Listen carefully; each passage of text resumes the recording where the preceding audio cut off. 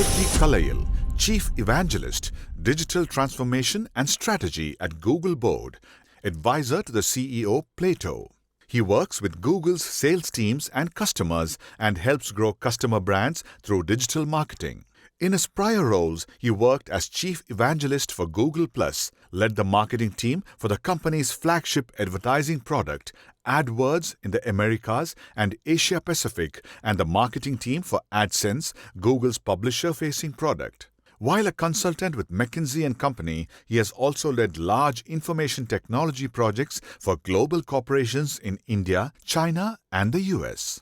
Gopi earned his bachelor's degree in electronics engineering from the NIT in India.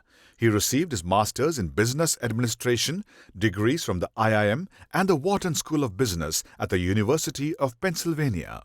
He is an avid yoga practitioner, triathlete, public speaker, global traveler, and Burning Man devotee. He has spoken at TEDx, Renaissance Weekend, the World Peace Festival, and Wisdom 2.0.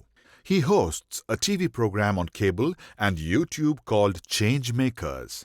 Hello and welcome. In order to address the topic of how to future-proof your career for success, I want to start off by asking you a question. How many organs are there in your body? Think about it for a minute.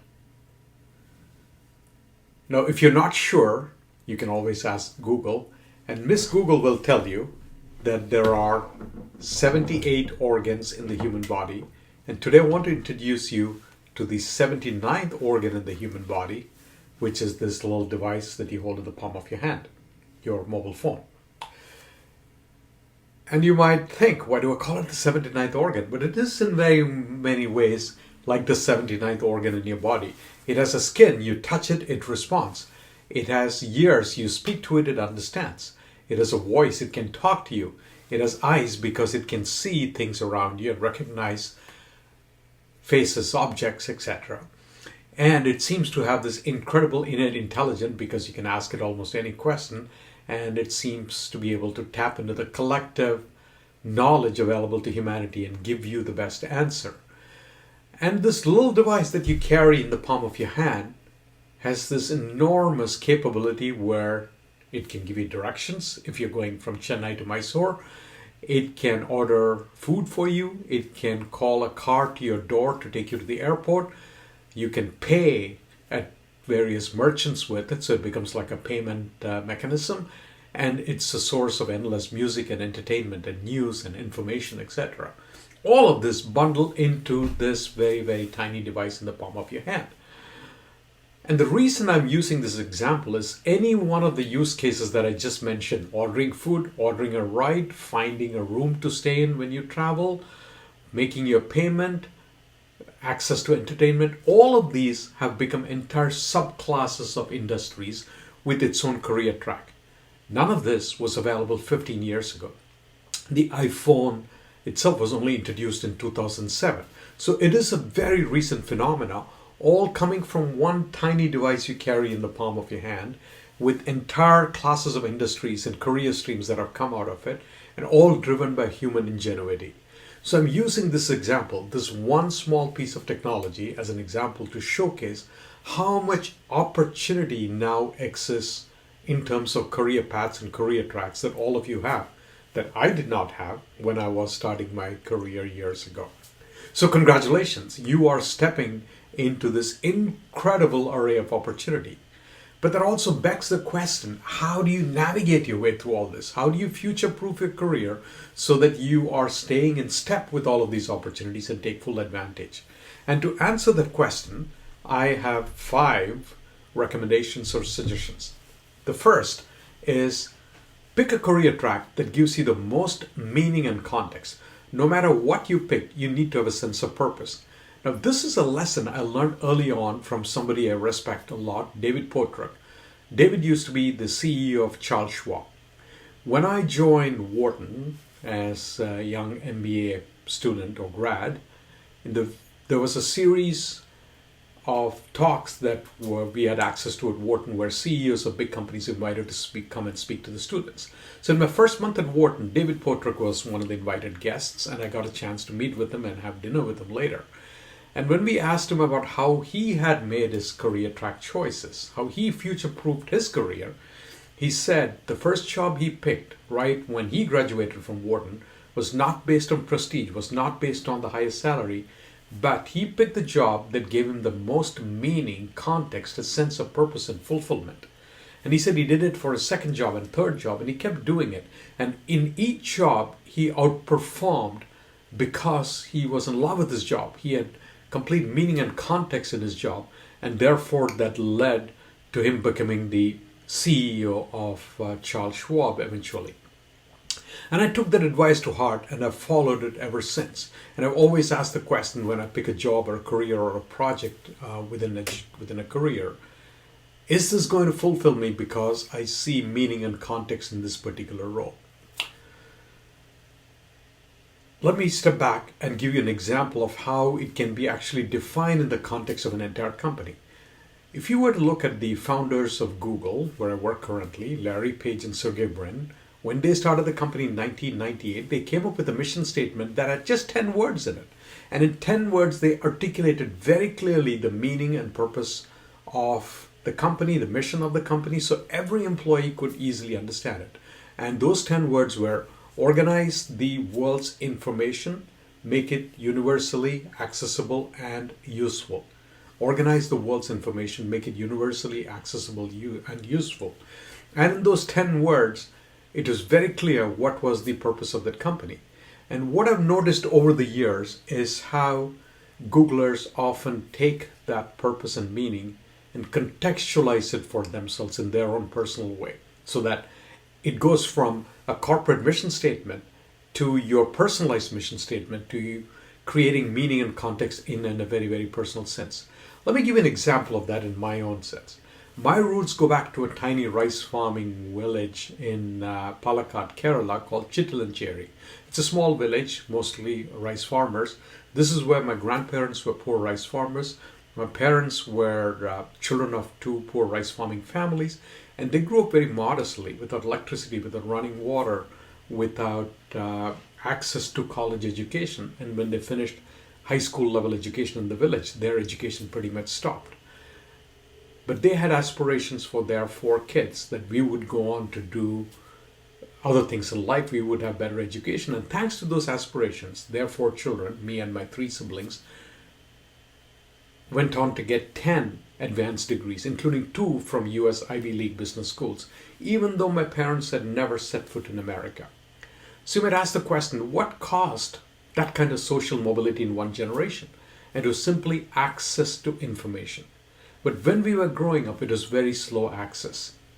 I remember when I was at the National Institute of Technology in Trichy, and I needed to decide which graduate schools to apply to in the US. I took an 8-hour train journey, the Rockford Express from Tiruchi to Chennai, so that I could go to the USIS library and look at a physical copy of the US World News Guide to Graduate Schools. But I was willing to make that 8-hour train journey in order to get access to that particular report. Today, 8 seconds seems too long because we've gotten used to access to information in much more faster ways. But back then, even though it was slow access, that access is what propelled me and my siblings forward. Today, when I go back to the village school where my mother studied in Chittilancheri, and when I look around, one thing is very clear. While the physical infrastructure may not have changed dramatically, what has changed is that kids in that school and in schools around the world with access to the kind of technologies that we are now building, they have access to the same amount of information as somebody who goes to an IIT or to Harvard Business School. In an era where information is like oxygen, we are leveling the playing field for information. And that is what gives me a sense of meaning and purpose in my own job, and how I've taken the mission of the company and contextualized it for my own personal context. So that would be my first lesson to you. Find meaning and context in the job. Find a sense of purpose. The second lesson I have for you in terms of future-proofing your career is to find your ikigai through your job. What does ikigai? It's a Japanese word, and it's spelled I-K-I-G-A-I. Ikigai means finding your true purpose in life, finding your true purpose in life. So how do you find your true purpose in life? You find your ikigai when your life, when your work, when your career sits at the intersection of four circles. So imagine four circles. And when these four circles come together, at the center of those four circles, you find your ikigai, you find your true purpose in life. So what are those four circles? The first circle is do what you love. No matter what you pick as a job, career, profession, make sure you truly love it. And from the bottom of your heart, it's something that you really look forward to. It makes a huge difference. Second, do what you're good at, because we are all innately talented in a variety of forms. It could be leading, it could be organization, it could be data, it could be music, it could be creative works, it could be speaking, it could be teaching, it could be social work. Whatever it is, we are good at something, every one of us. So find the second thing. That is the second circle. First one is do what you love. Second one, do what you're good at.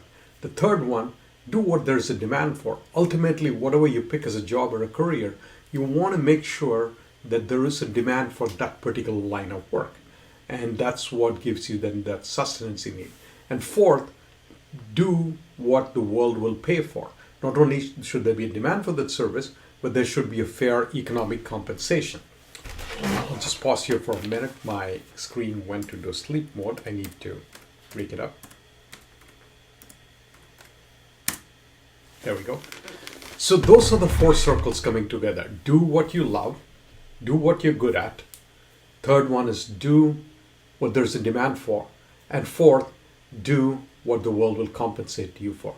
So when these four circles come together, you found your true purpose in life. You found your ikigai. And when I look at my own career at this point as a chief evangelist for digital transformation, I'm doing what I love. I love to be in front of customers and talk to them about complex concepts and demystify for them. I'm doing something that I've been told I'm good at, and which is why I was given the job. There is a demand for it because as technology and business gets more complex, customers want to understand how to really take full advantage of it so that they can grow and propel the business forward. And fourth, there is compensation tied to doing this kind of great work. So putting all those four things together, I would say you find your ikigai. The third piece of advice I have for you is to embrace curiosity. It is impossible to tell you what you will do 5 years from now, 10 years from now, because the careers and the industries that you will be working in do not exist today. Nobody can forecast it because they're yet to be invented. When I graduated from NIT, there's nothing that I could have prepared for that have put me in the center of the industries that I'm in now, that is consumer internet or things around cloud-based computing or technologies employing artificial intelligence, machine learning, etc. There's no way I could have prepared. But along the way, I had to then pick these things up. And curiosity is what drove me in those directions of interesting new frontiers in technology. Even when I joined Google at 15 years ago, and I could not have anticipated the kind of things that I'm doing today. Back then, 15 years ago, there were two principal products, search and little text ads that ran next to it. There was no YouTube, there was no Chrome, no Android, no self-driving car, no cloud computing. All of these emerged later. So the only way you can future-proof yourself from a world that is changing so rapidly and in directions that you cannot anticipate and predict is to be curious. When a new thing emerges, find out what it is. But thankfully, we also live in a world where as soon as the technology is emerging, take cryptocurrency for example, there is a huge amount of information that the experts are willing to make available. And platforms like YouTube then explode with talks and seminars and workshops and tutorials that the experts who are learning very rapidly themselves are willing to put up. So you have access to that information and it's free for the most part. All you need is a very, very strong sense of curiosity to embrace all these new things that are emerging. The fourth aspect of future-proofing your career is to embrace experimentation. Now, I have a philosophy that I picked up from going to Burning Man for 15 years, and the philosophy is this, that all of life is a giant experiment. And experiments, by definition, lead to unexpected results. But we will never find out till we try. We will never find out till we try. So from that perspective, treat your life as one series of experiments and be curious and try different things. For example, early in my career, I was working at McKinsey & Company as a strategy consultant, and I decided to experiment. I left the comfort of a consulting career to start a company along with the McKinsey alum. That was my experiment. And I did 2 startups, and we had modest success. Both got acquired. You could say we were somewhat successful. You could argue that we didn't really fail and that we didn't build a very big company and take it public, depending on whatever level of your success or definition of success is.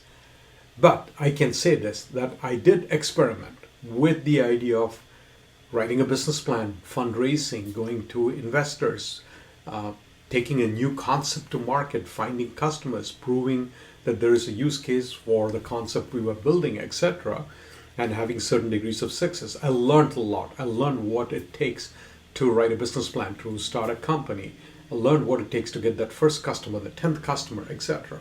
And none of this I would have learned unless I was willing to conduct that experiment. And that experiment, I guarantee, gave me unexpected results. It was very different from what I had in mind.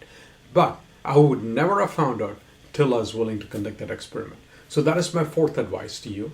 That is, treat your entire life as a giant experiment and be willing to conduct a lot of experiments. The 5th principle that I want to talk to you about to future-proof your business is, and it goes hand in hand with experimentation, is failure.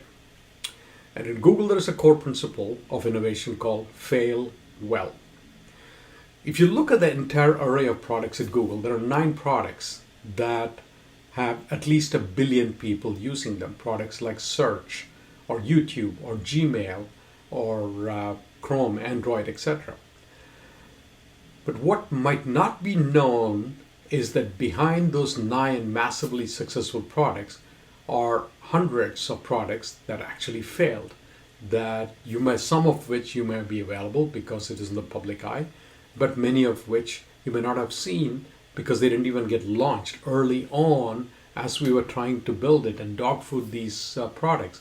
We realized that they may not have the potential or they may not have the adoption curve you're looking for, and early on we withdrew these products. So that is the dirty little secret of product innovation at a big company, successful company like Google, that for every product that is successful, there are hundreds that have failed. And a lot of people work on them. If you look at my resume, the resume of my colleagues, it is littered with a lot of failed projects and products. And that is totally okay. It is considered part and parcel of succeeding in a company like Google, in an innovation-driven company like Google. So we often say fail well, fail fast, fail big, fail many times. And be prepared to have a similar kind of mentality when it comes to your career. Try a lot of different things, knowing that you will fail most of the time. Embrace the failure. The most important question is, what did you learn from the failure? What can you salvage from that failure? Can you morph that failure into something else? And this concept of morphing from failure is an important one. So I worked for many years on Google+, Google's social media effort, and currently that product has been withdrawn. But out of that experimentation emerged 2 products that you know and use all the time, Google Photos and Google Meet. So they were derivatives of this massive effort on building a social media platform called Google+. So in that sense, you might call it a partial success, but it actually morphed into something else. And there are many other pieces of technologies like that came out of that experimentation that are still being used. So always think in terms of experimenting with your career, be prepared to succeed sometimes, fail most times, but out of each failure, learn something and morph into something else. So in closing then, I want to summarize the 5 principles of future-proofing your career that I started off with. The first is find meaning and context. Second, define your ikigai, find your ikigai. Third is to embrace curiosity, because things are going to change, things are going to emerge, things are going to be rapidly transforming. The 4th is treat your life as one giant experiment. And the 5th is fail well, fail fast, fail often, embrace failure. I wish you all the very best, and once again, congratulations. You are stepping into a long-term career in one of the most exciting times of human history. And I don't say this lightly. I've never seen anything like what happened in the last 20, 25 years and what is going to happen in the next 25 years as we continue to have an explosion of incredible technology platforms and areas, from cloud computing to artificial intelligence to concepts like virtual reality and cryptocurrency, etc. So you have thousands, tens of thousands of different career options and industry tracks that are going to emerge from all of this. Be curious, experiment, fail a lot, and find meaning and context through all of this work. Find your ikigai. I wish you all the very best. Thank you.